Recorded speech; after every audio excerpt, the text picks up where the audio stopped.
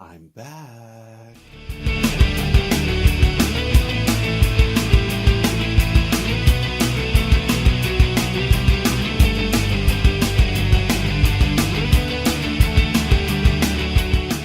Hi, everybody, and welcome back to Fat Guy on Film. I'm your host, David Heumann, and I apologize right off the bat for my very long absence. Life has gotten pretty hectic, kind of busy. As you can see, I'm still at my day job. I'm at the office. And things have been pretty busy. And as you can probably see, I'm wearing adult clothes, which is a new thing for me. But it won't always be like this. As I'm shooting the episodes, I will go back to the t-shirts and shorts that I'm so very accustomed to. I apologize for the setup right now and for the lighting and for the lack of really good audio. I recently had a break-in into my car, and unfortunately all of my filming equipment was stolen. So I'm working with equipment that's not as great, but hopefully we can get stuff replaced soon and get back onto the way things were. But in my absence, just some stuff has happened, some personal stuff. I've been busy making helmets, trying to get some of those sold. I've, like I said, been busy at work. And my producer, Andrea, who is actually not here tonight, so it's just me solo filming. So again, that's probably why the quality of this video is probably not going to be super great. But she had some health problems. She's fine now, but she ended up having to have surgery. So that took her down for a little bit, but she's doing great. And at our next episode, she will be back behind the camera, which I'm super grateful for, because the quality will go up because she keeps me in line and makes sure everything looks good. So that's why the setup isn't great. Camera angle probably sucks really bad. I'll know as soon as I start editing this. But I just wanted to get this review out as quickly as I could. I've been kind of, I don't know, this movie that I reviewed tonight, I have kind of a mixed emotions on. The movie that I saw tonight is Captain Marvel, the newest Marvel movie that's kind of taking us into the next Avengers movie, Endgame, which I'm super excited about and will be reviewing next month. But this movie stars Brie Larson as Captain Marvel, Carol Danvers, who is Captain Marvel, Samuel L. Jackson reprising his role as a younger Nick Fury. We got, a slew of the other characters I won't completely get into, but we got Annette Bening that's a new character, and we've got Jude Law, who's playing a character in the movie. So Skrulls are the bad guys. They're shapeshifters. And you're a warrior. Noble warrior hero. But what do they want?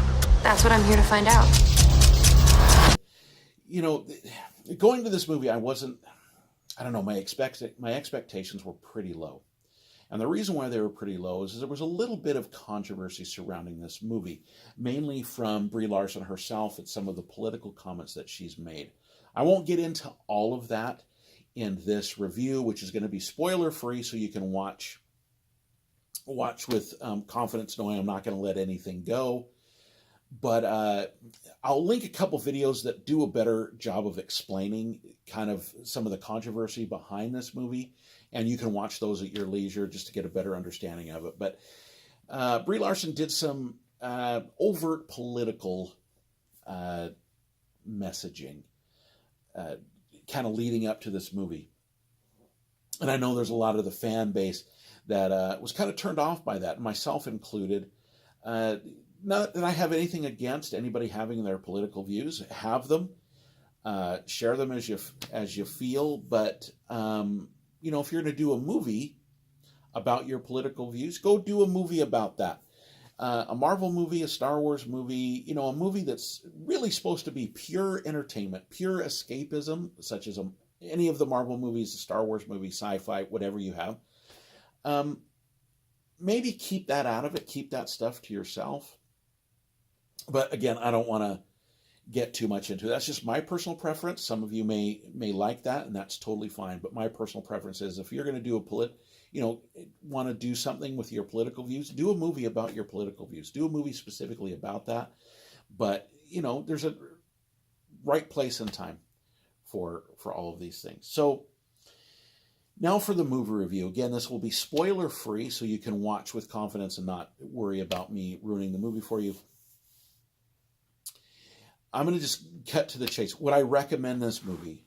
Yes, I actually would. It is entertaining. I probably will go see it again. So, at its heart, it's a Marvel movie. We are being introduced to a brand new character, so it is an origin story. It's an origin story of, Carol Danvers and Captain Marvel, who I guess is going to play a semi-large part in Endgame. So we'll see how that goes. But overall, the movie's great. It's entertaining. It's a lot of fun, but it is a little slow to get started. There is some pacing issues, and some of the visual effects weren't great. Not super distracting, but very apparent that they were visual effects. And then on top of that, like the fight scene seemed really, really choreographed. They were obviously choreographed. So that was kind of a little bit of a turnoff for me personally. And then the other side of it too is like you see the other Marvel heroes, at least for me, a testament to how good the actors are in the movies is that you can't see anybody else playing Tony Stark. You can only see Robert Downey Jr. doing it. Same thing with Thor, Captain America. You can only see, Chris Hemsworth playing Thor or Chris Evans playing Captain America. They embody those roles. They became those roles. Whereas Brie Larson, great actress, she's Academy Award winner.